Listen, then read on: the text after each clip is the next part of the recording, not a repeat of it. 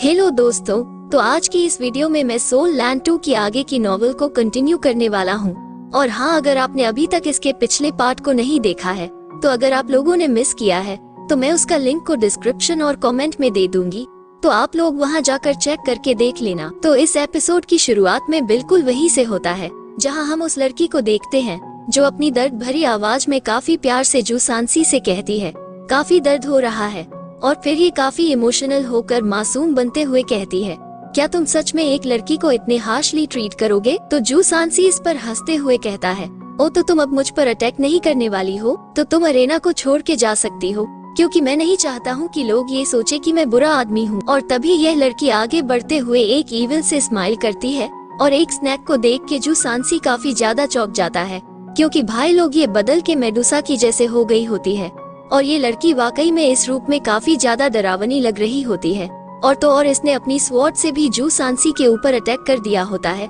जबकि इसे देख के जू सांसी के होश उड़ गए होते हैं और यह कहता है आखिर तुम अचानक से इस तरीके से क्यों बदल गई? और तभी ये लड़की अपनी आंखों से एक लेजर अटैक जू सांसी के ऊपर कर देती है और जू सांसी समझ जाता है कि इसके पास ट्विन मार्शल सोल है। और जू सांसी इस लड़की के इस अटैक को अपनी शील्ड से रोकने की कोशिश करता है और इस तरफ युहाओ को सांसी की चिंता होने लगती है। और युहाओ को सांसी की चिंता इसलिए नहीं हो रही होती है क्योंकि वो इंजर्ड हो जाएगा, बल्कि इसलिए हो रही होती है क्योंकि अगर ये लड़की खतरनाक तरीके से लड़ती है तो जू सांसी को भी अपनी ज्यादा पावर को इस्तेमाल करना पड़ेगा और इस तरीके से ये लोग अपनी स्ट्रेंथ को छिपा के नहीं रख पाएंगे। और जब इस लड़की ने जू सांसी के ऊपर काफी खतरनाक तरीके से अटैक कर दिया था तब जू सांसी मिस्टिक डेप्थ सटिप को इस्तेमाल करके इससे बच गया होता है, जबकि उस तरफ लड़की को बिल्कुल भी समझ में नहीं आता है कि यहाँ पे अभी क्या हुआ। और जू सांसी इस तरफ कह रहा होता है मेरी शील्ड तो जर्जर हो गई है और यह पक्का इसकी पहले वाली गेज की वजह से ही हुआ होगा, और आखिर कोई इस तरीके की मार्शल सोल के साथ कहाँ से आया होगा। तो फिर ठीक है, अब मैं भी तुम पे और ज्यादा रहम नहीं दे दिखाऊंगा। और फिर जू सांसी अपनी शील्ड को और भी खतरनाक तरीके से इस्तेमाल करने लगता है, जिस वजह से यहाँ पे और भी कई सारी शील्ड्स आ गई होती हैं। और इस तरीके से अब जू सांसी इसके ऊपर रियल अटैक करने के लिए तैयार हो गया होता है और देखते ही देखते जू सांसी के पीछे काफी सारी शील्ड्स आ गई होती हैं। और ये सीन वाकई में देखने में काफी ज्यादा गजब का लगता है, जबकि इस तरफ इस मेडुसा के काफी तगड़े वाले होश उड़े हुए होते हैं और इस तरफ युहाओ जू सांसी को ऐसे देख के कहता है ब्रदर सांसी आखिरकार इसे सीरियसली लेने लगे, और यह जो जवान वो शील्ड है ये कोई यूजुअल वाली नहीं दिख रही है और ऐसा दिखता है कि यह म्यूटेट कर चुकी है। तभी इस मेडुसा ने वापस से अपनी आंखों से लेजर अटैक कर दिया होता है जू सांसी की शील्ड्स को जर्जर करने के लिए, लेकिन इस बार इसके अटैक का कोई भी असर नहीं होता है जू सांसी की शील्ड के ऊपर। और इस चीज को देख के युहाओ कहता है पेट्रिफाइड शील्ड के ऊपर क्या ही काम करेगी। और तभी हम देखते हैं कि इन शील्ड्स ने इस आस्तीन की सांप को चारों तरफ से घेर लिया होता है और यह इन शील्ड के चंगुल से बाहर जाने की कोशिश करती है। तो जू सांसी अपनी पावर को इस्तेमाल करते हुए कहता है क्या तुम यहाँ से भाग के जाने की कोशिश कर रही हो? बिल्कुल नहीं, मैं तुम्हें नहीं जाने दूंगा। और जैसे ही जू सांसी अपनी पावर को इस्तेमाल करना शुरू करता है तो इस आस्तीन की सांप के ऊपर काफी ज्यादा प्रेशर पड़ने लगता है और जैसे इस पे अपनी पावर बढ़ाता है तो ये पलक झपकते ही स्टेज पे फैल जाती है। और जब ये लड़की ऐसे नीचे पड़ी होती है तो जू सांसी से काफी गंदी नजरों से देखते हुए मजे उड़ाते हुए कहता है तुम तो पहले काफी ज्यादा ब्यूटीफुल दिख रही थी, लेकिन अचानक से तुम इसमें क्यों बदल गई, जिस वजह से मुझे भी तुम पे घिन आने लगी। लेकिन तुम चिंता मत करो, मैं उतना भी ज्यादा क्रूर पसंद नहीं हूँ। और पहले मैंने सोचा था कि तुम्हारे पास ट्विन मार्शल सोल है, लेकिन बाद में जब मैंने चेक किया तो ऐसा तो यह कोई मसला ही नहीं था। और फिर भाई साहब जू सांसी काफी स्टाइल मारते हुए कहता है तो फिर ठीक है, अब यहाँ पे अगला आ जाओ। और इस चीज को सुन के ये रेफरी भड़क जाता है और यह गुस्से से चिल्लाते हुए कहता है आखिर तुम ये क्या कह रहे हो? क्या तुम्हें ये लगता है कि तुम यहाँ पे रेफरी हो? और वैसे भी ये जगह साउंड प्रूफ है, तो वैसे भी कोई भी सुनने वाला नहीं है। और इस चीज को सुन के जोर शांत होते हुए कहता है ओ ऐसी बात है क्या? तो फिर जल्दी से विजेता को अनाउंस कीजिए। जिसपे ये कटप्पा कहता है मुझे बताने की जरूरत नहीं है, मुझे पता है कि मुझे क्या करना है। और तभी जू सांसी का जो अगला अपोनेंट होता है वो एरिना में आ जाता है, जो कि और कोई नहीं एक बच्चा सा होता है और ये कहता है हे यू बताओ मुझे कि तुमने बिग सिस्टर के साथ क्या किया है। जिस पर जू सांसी इसके मजे लेते हुए कहता है हे बच्चे चिंता मत करो, मैंने उसे हर्ट नहीं किया है और ना ही कुछ किया है, मैंने तो बस उसे सुलाया ही है और ये एक दिन में उठ जाएगी। और जू सांसी की इन बातों को सुन के इस बच्चे को काफी ज्यादा गुस्सा आ रहा होता है और ये कहता है उनको उठने में 1 दिन लगेगा, तो फिर हमारे बाद वाले टीम मैच का क्या होगा, और बिग सिस्टर हमारी टीम कैप्टन ने, तो उनके बिना हम क्या करेंगे। तो जू सांसी इसके ऊपर हंसते हुए कहता है तुम तो काफी ज्यादा फनी हो, क्या अब तुम बेचारा बनने वाले। और जू सांसी की बात को सुन के इस बच्चे को काफी ज्यादा गुस्सा आ जाता है और ये तुरंत ही अपनी सारी सोल रिंग्स को रिलीज करते हुए चिल्लाते हुए कहता है आखिर तुम ये किस तरीके की बकवास कर रहे हो, और अगर तुम बस यही चाहते हो तो मैं तुमसे लड़ूंगा। जिसके नेक्स्ट सीन में हम देखते हैं कि यह बच्चा भी यहाँ पे फैल गया होता है और अब ये जू सांसी से अब और ज्यादा लड़ने के काबिल भी नहीं बचा होता है। और इसी के साथ साथ टांग सेक्ट के जू सांसी ने इस मैच को भी जीत लिया है और बाकी के जो मैच टांग सेक्ट और आयरन स्वर्ड सेक्ट के बीच में होते हैं उसमें टांग सेक्ट आयरन स्वर्ड सेक्ट को गाजर मुरली काटने के जैसे आसानी से हरा रहे होते हैं और टांग सेक्ट ने इस राउंड के अंदर काफी खतरनाक तरीके से जीत दर्ज की होती है। और इसी के साथ टांग सेक्ट नेक्स्ट राउंड के अंदर भी एडवांस हो गया होता है, जबकि जो आयरन स्वर्ड सेक्ट होती है वो एलिमिनेट हो गई होती है। जिसके बाद टांग सेक्ट अपने वापस होटल में लौट आती है जहाँ पे योहाओ नाना के साथ बैठा होता है और ये कहता है सिचुएशन कैसी है, जिस पर नाना बताती है मास्टर सिचुएशन एडवांटेजेस नहीं है क्योंकि ब्लैक मार्केट अपने रेयर मेटल्स को बेचने में इच्छुक नहीं है और वो ये कह रहे हैं कि उन्हें खुद को जो अमाउंट मिल रहा है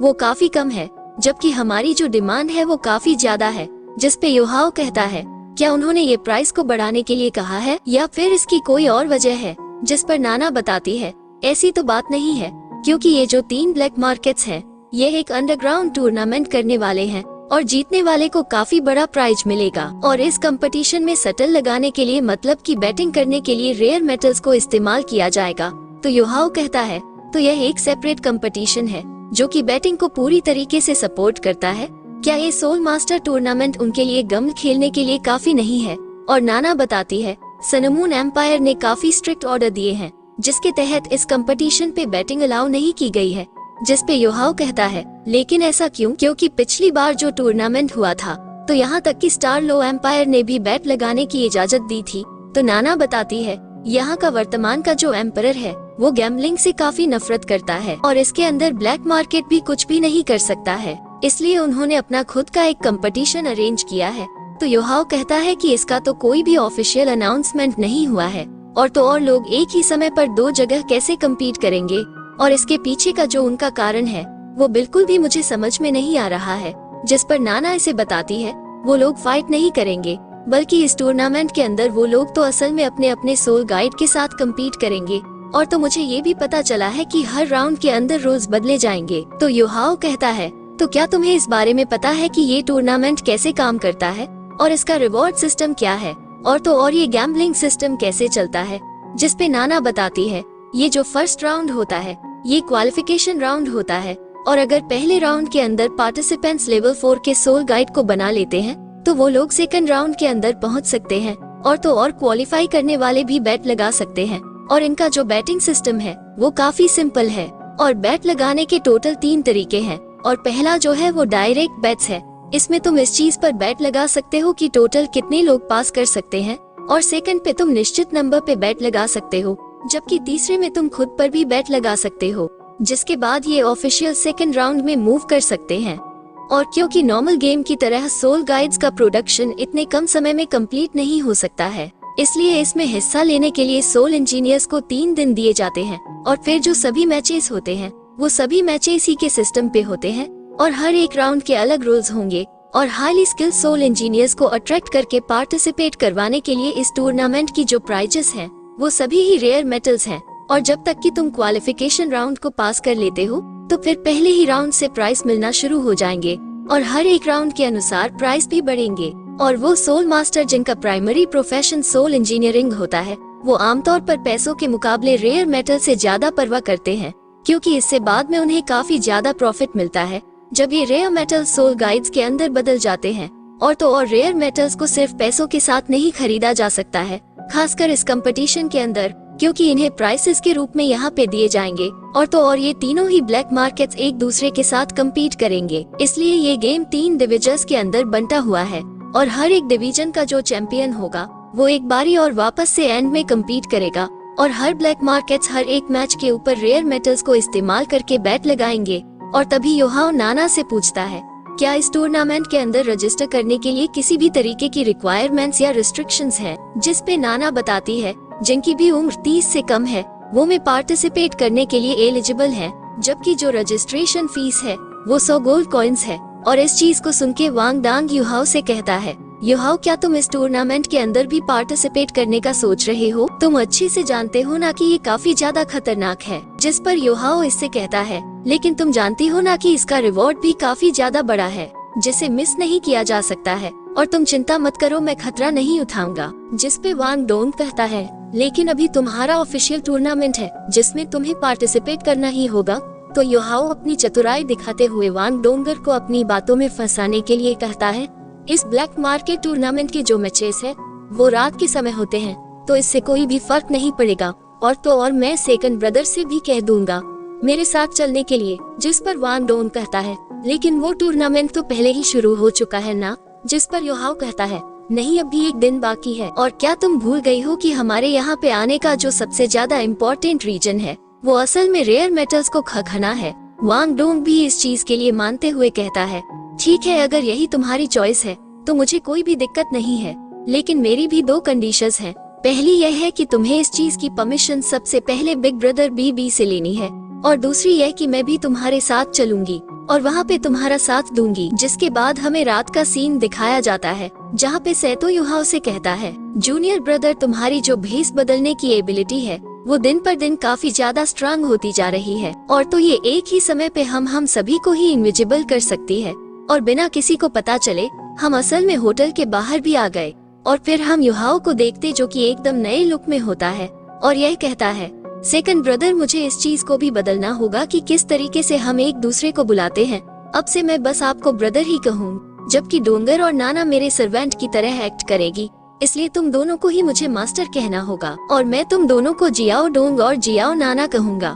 और फिर हम कैताओ को देखते हैं, जिसके बाद भी आ गए होते हैं, और यह कहता है कि हाँ, तुम्हारी बात में दम तो है। तो वांग डोंग कहती है, तुम जानबूझकर इस सिचुएशन का फायदा उठा रहे हो, जबकि नाना कुछ भी नहीं कहती है। और योहाओ कहता है, लेकिन अगर हम अपनी असली आइडेंटिटी को इस्तेमाल करते हैं तो तुम्हें नहीं लगता कि यह खतरनाक होगा? तो जब हम वहाँ पर पहुँच जाएंगे तो तुम्हारे लिए यही बेहतर होगा कि तुम मुझे मास्टर कहो। तो भाई लोग वांग डोंग बड़े शर्माते हुए और हिचकिचाते हुए जैसे तैसे मास्टर कहती है, जिस पर योहाओ कहता है, हाँ बिल्कुल, ऐसे बस थोड़ा और नेचुरल तरीके से बोलना। चलो इसकी एक बारी और प्रैक्टिस करते हैं। जिस पर वांग डांग शर्माते हुए चिल्लाते हुए कहती है, नहीं, मैं और नहीं कर सकती हूँ। और फिलहाल मिंगू के अंडरवर्ल्ड को 3 मेन पावर हाउसेस के द्वारा रूल किया जाता है, जो कि dusk water alliance, general alliance और अल्टो चेम्बर कॉमर्स है। और सिर्फ यही तीनों हैं जो कि मदों के अंदर रेयर मेटल्स को सेल करती हैं। और वैसे भी मेटल ट्रेडिंग काफी प्रॉफिटेबल भी होती है, और जब तक कि तुम्हारे पास खुद की माइनिंग चैनल है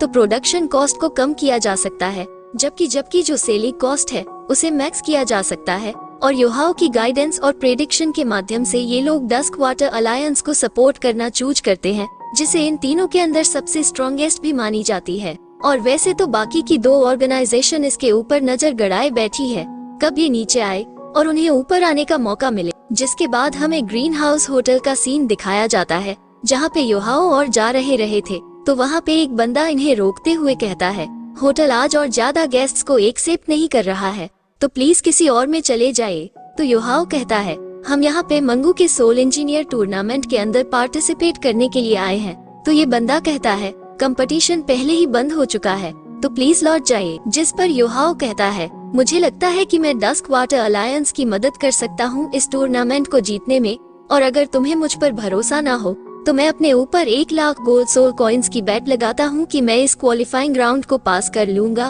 और 1 लाख गोल्ड सोल कॉइन्स का सुन के ये बंदा चौंक जाता है और यह कहता है, क्या तुम इसे लेकर श्योर हो? जिसके बाद ये बंदा काफी इज्जत से इन लोगों को अंदर बुलाते हुए कहता है, सब माननीय गेस्ट प्लीज इस तरफ आइए। और जब ये लोग अंदर जा रहे होते हैं तब योहाओ मन में कहता है, मैं जानता ही था कि ऐसी तो कोई भी चीज नहीं हो सकती है जिसे पैसों के साथ सॉल्व नहीं किया जा सकता हो। और इसी के साथ हमारा एपिसोड यहीं पर एंड हो जाता है। यदि अगर आप लोगों को वीडियो थोड़ा सा भी अच्छा लगा हो, लाइक शेयर सब्सक्राइब दबा के करना, और हाँ, कमेंट करके बताना कि वीडियो कैसे लगा। अच्छा लगा हो इंतजार करना, मिलते हैं अगले वीडियो में।